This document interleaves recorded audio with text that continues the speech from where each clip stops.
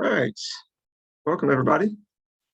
My name is Bill McDowell. I am COO here at Accelerant Research, and we're here for our 1 p.m. webinar on anatomy of a creative test.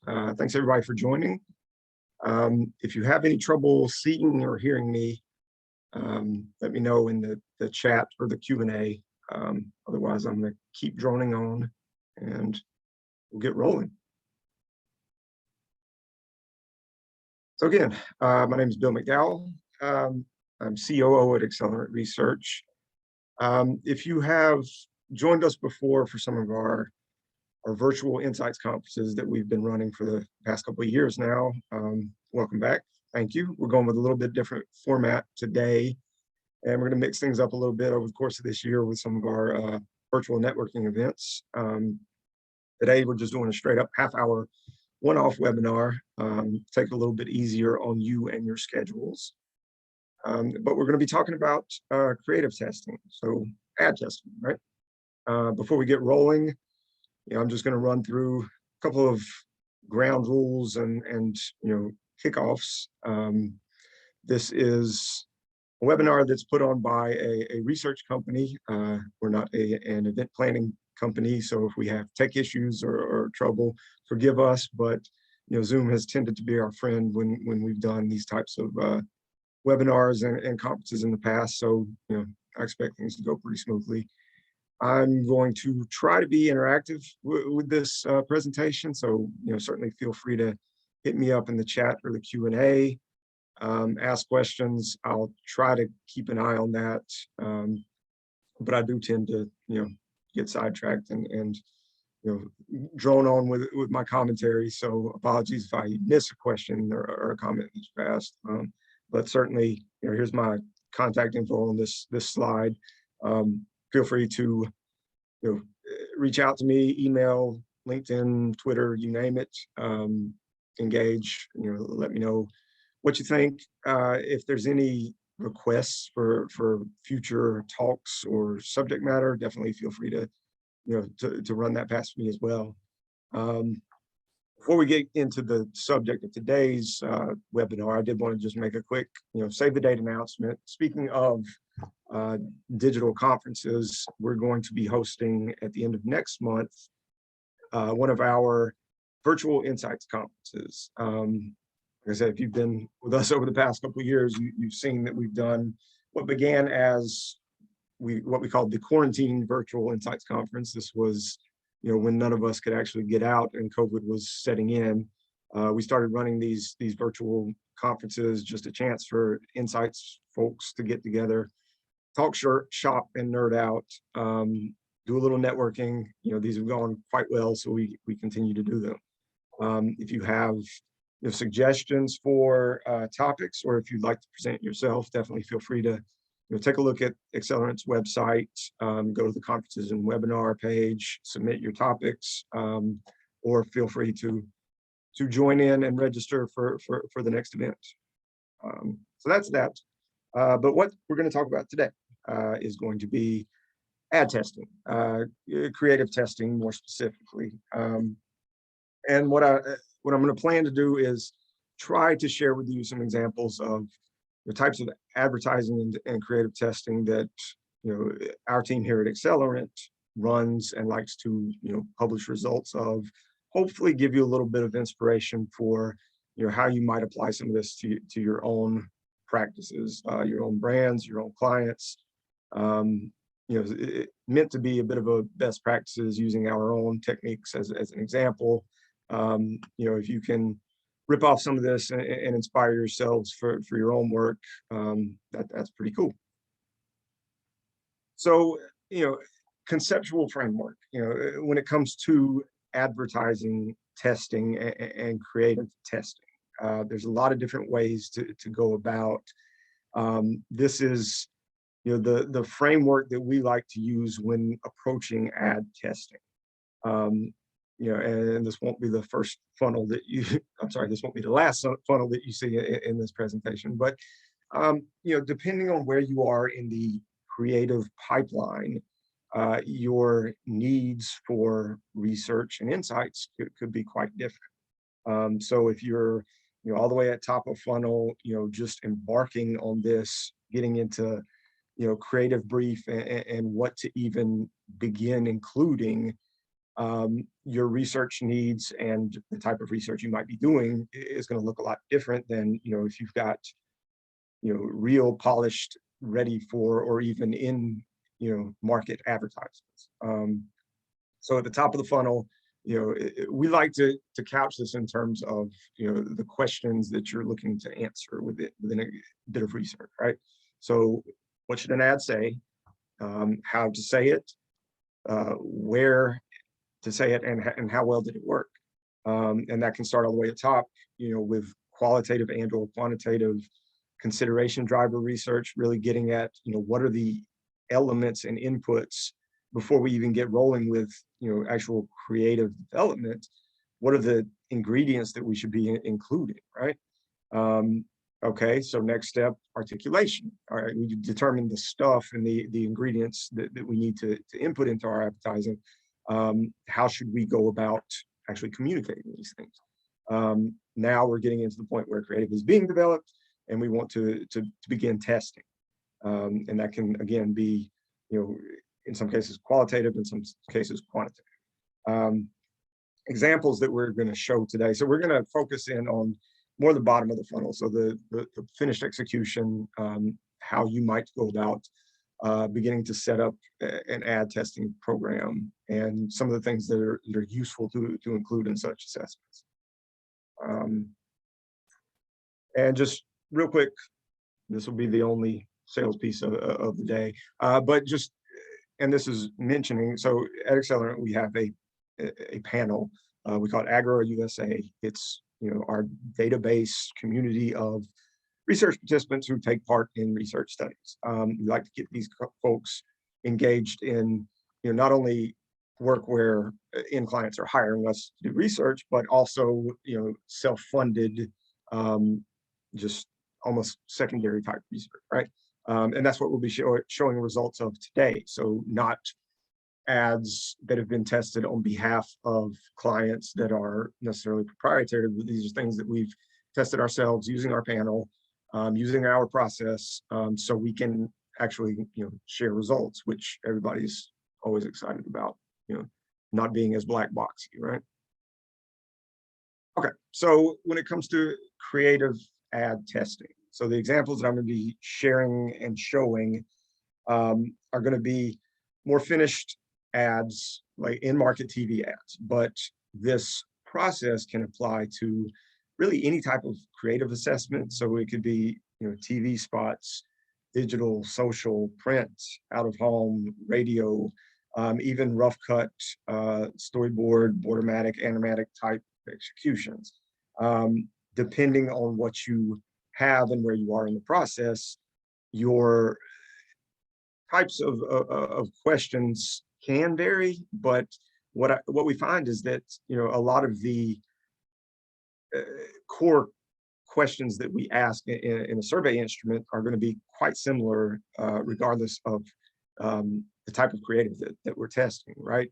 And I've got examples over here on the right side of the slide of, kind of a scorecard that we tend to assemble. This is our typical recipe of KPIs when it comes to ad testing, right? So you're starting again with another funnel, but you're starting at the top with, to what extent are people recalling the brand that we're trying to advertise and communicate in this bit of advertisement.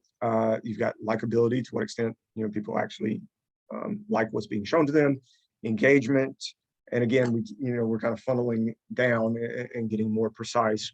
So engagement, extent to which they think they would pay attention to this this thing that we're showing them. Viral potential, likelihood that they would actually, see an ad like this and share it with others on social media. Consideration, the likelihood to consider the brand that is being advertised. Intent, likelihood to actually take action based on the advertisement. And then over on the right side of the page, we've got, to what extent this ad makes you likely to recommend the brand, how relevant do you find the content, and how does the brand being advertised compared to others, right? So some pretty standard evaluative measures. But I will say that, and I can flip over to the next page, and this is kind of an example of how one of these ad tests looks. So this is one that we ran doing this Zillow ad, and how their ratings shook out on each of these KPIs that we showed in the last slide. Now, the thing to realize and recognize is that, okay, if I'm looking at, if I do a one-off survey of my ad and I have a likability score of 73%, so what? What does that mean? Very little, unless you have some sort of context, right? And that's where you see, so we have these ads, we're showing raw scores, but then we also have, the thumbs up and down indicators at the bottom of the page. Now, what these do are show how these ads stack up against our normative database. So we test ads over and over again using the exact same process, using the same audience, not the same people necessarily, but identical audiences, right? So what we do is what's called a monadic evaluation. So, and think about your laboratory setting when you're doing research, right? Test and control. You want to have the environment as equal as possible. The only thing you're changing is the stimulus. So that's what we do in this case. So we do a census rep, 250 American consumers, and we test the ad. Exact same process, only changing the piece of creative. And breaking down further, so this scorecard that we're showing here, right? So we've got, and before I jump into this, I think it's worth saying that this is kind of our recipe, what we find to be effective questions to ask, ways to go about evaluating creative, kind of on an overall basis, right? Again, this is a mass audience that we're looking at. So if you start to get a bit more niche in nature, if you're advertising, for example, in a B2B audience, this type of kind of mass media evaluation may not be as appropriate. The questions that are being asked. So remember, we talked about those, at top of funnel consideration research, right? So you've identified what are the things that really turn people on and off that you're looking to impact. Those may be very unique to your brand. So these are custom questions that you may be wanting to include in your advertising. I see Robert was asking a question. I think I was kind of getting at that, but essentially, how do you account for variances in audiences? Target audiences can be different in terms of normative measures. Yeah, trying to, in this case, in the examples that I'm showing, we're talking about mass media, right? General consumers. We tend to take a very targeted and custom approach when it comes to the individual clients. And what I'm not showing you, and something that we build for individual clients that oftentimes is basically a custom audience, custom set of norms, custom set of questions that we apply essentially the same type of approach to, but it's more targeted to the particular client's audience or category. So breaking the scorecard down a little bit further. So we're starting at kind of the top of the funnel, and we're looking at brand recall, likability, engagement, viral potential. These are the things that tend to be more influenceable by a given piece of creative, right? So the ad itself, is able to influence these scores a lot more. The stuff, well, and I will say that, all right, so recall, likability, engagement, viral potential, yes, that is the stuff that is influenced by the piece of creative itself. The brand recall, I always consider that table stakes, right? Because if you've got a really engaging, really compelling piece of creative that people aren't remembering who the advertiser is, that's a problem potentially, right?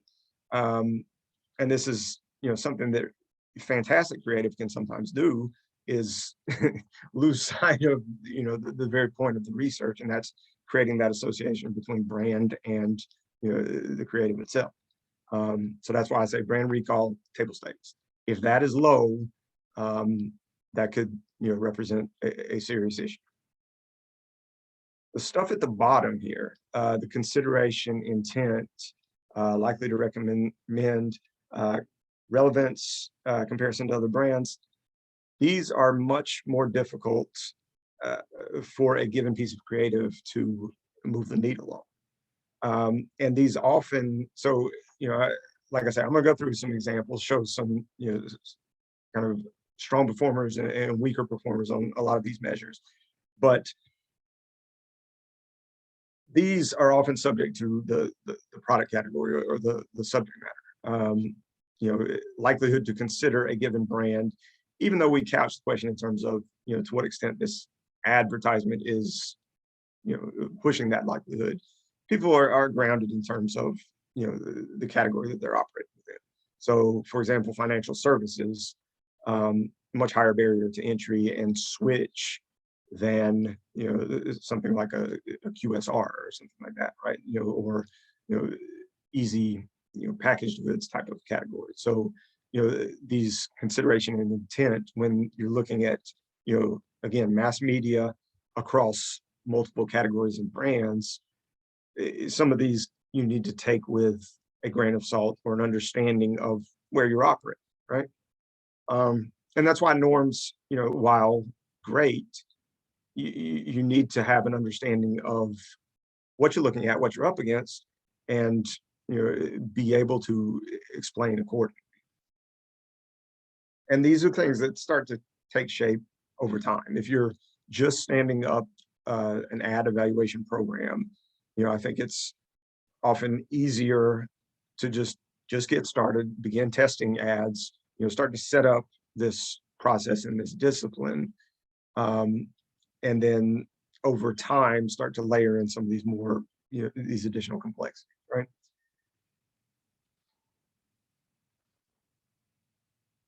So what I'm going to do now is just essentially go through a bunch of examples of, different types of ads, some stronger and weaker performers, right? So this is an ad for Apple Watch. Really engaging piece of creative. People are really, really compelled by it, right?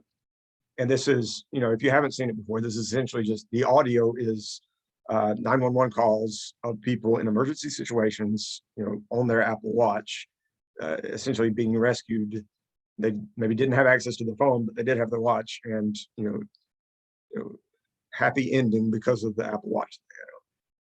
So really strong ratings across the board. People were really, really compelled by this advertising, but that brand recall at the top a little bit lower. And I don't know, maybe the argument could be made for an ad like this, really pulling the emotional heartstrings. Maybe that's somewhat okay, right? Next ad. So this is Liberty Mutual. Again, I mentioned financial services. You see, these really lower ratings at the bottom of the funnel for things like consideration and intent. That compared to other financial services. So again, we're looking at the broad norm across general population. We dig into financial services only and insurance specifically. Well, it doesn't look so bad in that case. This example is kind of the counter to that, and this is a Burger King ad. Again, lower barrier, so the consideration and the intent maybe a little bit easier to pull off. Let's see. This was one I wanted to just take a look at. I don't know if you recall this. I believe this was summer, fall of last year, but the Serena Williams direct TV Wonder Woman spot scored really well. It moved the needle on this viral potential, which is actually something that you often do not see. Most ads don't do very well. As you can imagine, I mean, it's a commercial. How often are people actually going to be going to the trouble of sharing it with others? But this spot really did quite well in that regard, as well as engagement. So, really, you know, getting the eyeballs, as it were, right? But what was interesting about this spot, and something that I wanted to share here, is you've got same campaign, same theme, but a much different result. So just because it worked, with the initial spot doesn't necessarily mean that it does with some of the follow-ups in the campaign. So this was the same basic theme, still Serena Williams, but in this case, she's embedded in the Matrix as opposed to Wonder Woman, and a much less favorable result.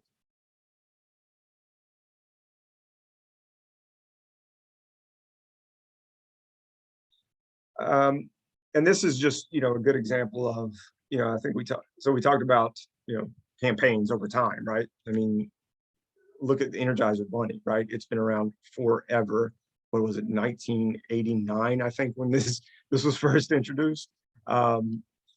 So and still doing pretty favorably, right? So big swing for Serena. Energizer Bunny still killing it as an icon, right?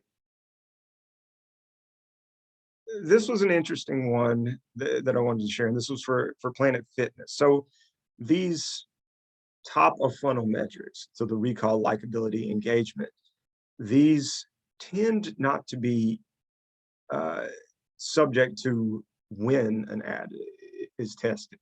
But this is a good counter to that, right? So, the really cool thing about a normative and kind of standardized setup, as we're describing here, is that I can test an ad using this recipe. I can test, I've got another spot that's ready to go, 6 months from now, and I can test it in the same manner among the same audience and compare and contrast the results, right? And there's a lot of power to be able to, start building this, repository of ads that have been tested over time. So the previous example I was showing, so this was, again, Planet Fitness. This was right around New Year's resolution time, through the roof scores, especially, in the consideration and the intent. These are things I said, an ad is typically not likely to move the needle there. And these, from a brand standpoint, tend to stay pretty consistent from ad to ad, right? But then another Planet Fitness ad, same campaign, which was, I think a couple of months later after New Year's resolution time, much worse result from consideration and intent standpoint, because again, it's not that timeliness, right?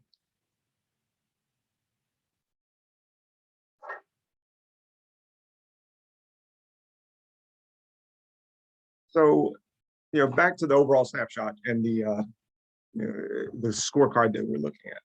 The one thing in the playback that we've been showing in a lot of these examples, and you see, is this kind of heartbeat line under the video playback, and that's a dial test.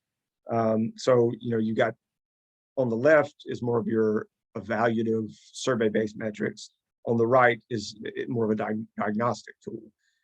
When you can insert something like this into your ad testing, it tends to just improve the richness of the feedback that you're getting. My recommendation tends to be not to use something like a dial test result as a go, no go decision, but more of a kind of nuance, right? What are the specific elements within your ad that are really turning people on or turning people off? Now, a dial test can be really effective for that kind of pre-launch gut check. If maybe there's a controversial scene in your ad that you maybe didn't realize internally, once you take participants through this evaluation, maybe there's something that really tanks from a dial test standpoint. That's something that you want to know before launch, obviously. There have certainly been historical examples of that having not been done, and ads that have really gotten some bad pub as a result. And this is something that, all right, so we're talking about video examples, but you can work in some sort of a diagnostic assessment to any other type of media type as well.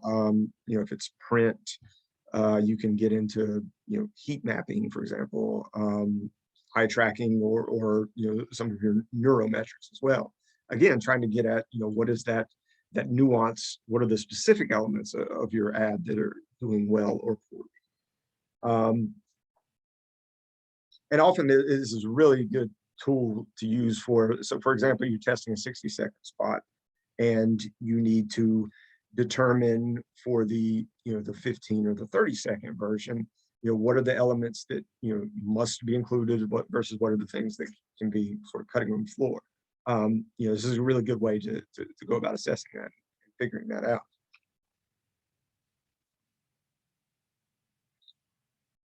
And I've got just a few examples of dial testing here. So this was a Google Shopping ad, which this is the heartbeat line that you're really going for as an advertiser, right?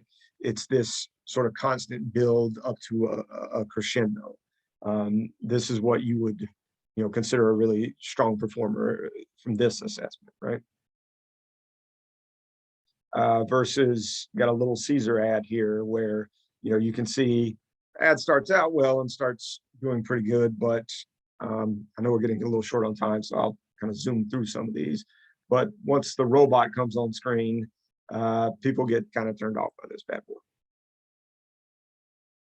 A couple of Super Bowl ads, which had some valleys to their dial test.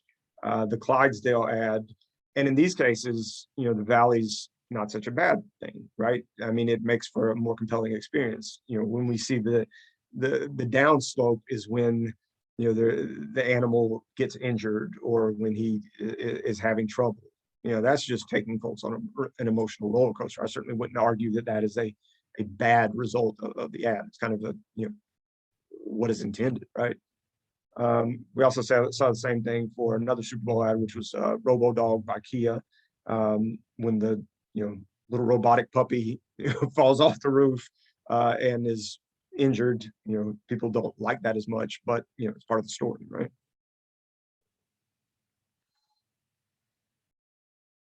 Got several other Super Bowl spots here. I'll run through them pretty quickly because I think we're just about out of time. If you have any questions, definitely feel free to submit those in either the chat or the Q&A. I'll try to get to those. But otherwise, I'm going to go through a few more examples and kind of let you guys on your way. This was a strong performer. This was Booking. Sam's Club and Kevin Hart was solid as well. Not so much when it came to the Bud Light Seltzer Flavortown ad. Folks didn't tend to be as drawn to that one. Big winner of the Super Bowl ads was definitely this spot for Frito-Lay. And this was the Push It ad with the sloth and all the various animals in the jungle. So this was definitely the big winner. And the not so big winner was the Uber Don't Eats ad. So you had Stifler's mom, and was it Greg from Succession, and various other folks with this really weird spot. Ratings were really low for this, but very interesting was the viral potential score, which was above norm, which is interesting. You could argue that some of these lower ratings maybe not as bad a thing, because obviously you're getting people's attention and they're going to be talking about and sharing, right? All right, so quick webinar. I think we're running out of time, or actually out of time.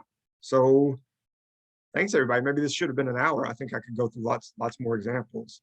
Definitely feel free to hit me up if you have questions. I certainly encourage use some of what we've talked about here for your own ad evaluation, but definitely, put your own spin on it, right? These are easy to stand up and get rolling. I just definitely recommend, doing some type of assessment on an ongoing basis, right? All right, everybody. Really appreciate it. We will post a recording of this webinar. So if anybody missed any of it, definitely, you can catch the rerun version. All right, everybody. Thanks so much.